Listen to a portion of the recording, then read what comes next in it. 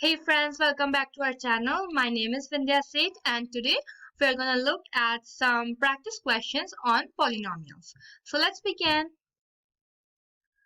Our first question is, if 1 and minus 1 are zeros of the polynomial,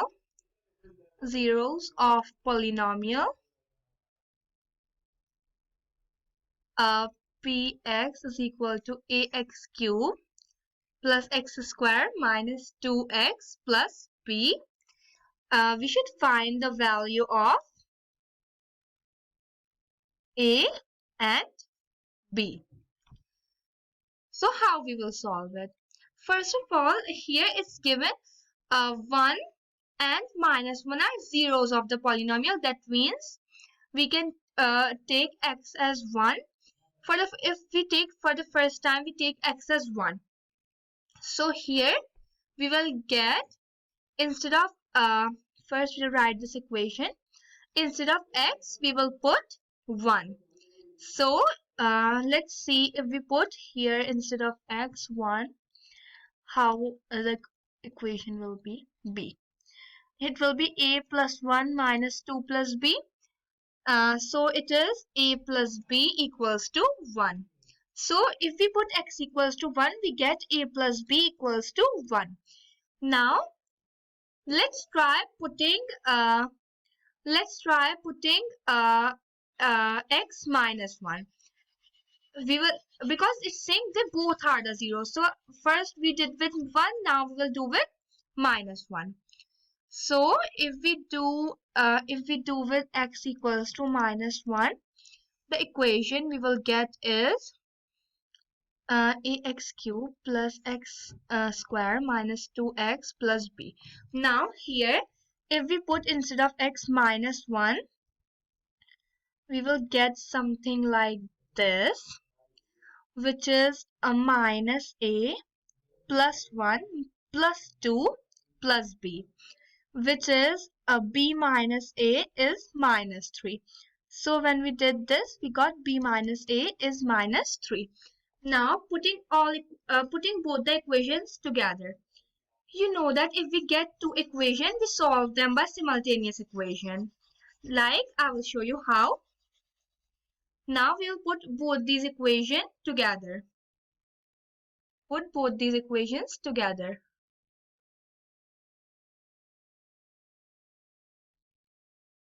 When we put both these equations together, we will get a plus b is 1 and b minus a is minus 3. So we can cancel a and minus a.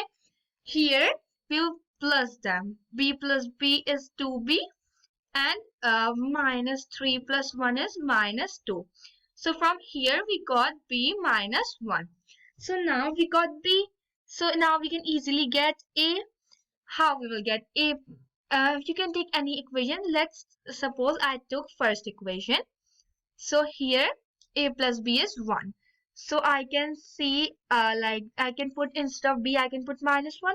So a is 2. We got our first answer. Moving on to the next question. Our next question is, when x to the power 200 plus 1 is divided by x square plus 1, what is the remainder? What is the remainder? How we will solve it? See. We can see x square plus 1. We can write x square is equals to 1 and we can as minus 1, and we can write like this. And that x is under root of minus 1. Now we will put x in this equation, that under root minus 1 to the power 200 plus 1. When we remove the under root, we can see we will get 1 over 2 times 200 plus 1. When you cancel this, you'll get 100 minus 1 to the power 100 plus 1. From here, you know, if any number is in power of like any negative number is in power of even number, it becomes positive. So 1 plus 1, we'll get 2. So 2 becomes our answer. Moving on to the next question. The next question is, if alpha and beta are zeros of the polynomial,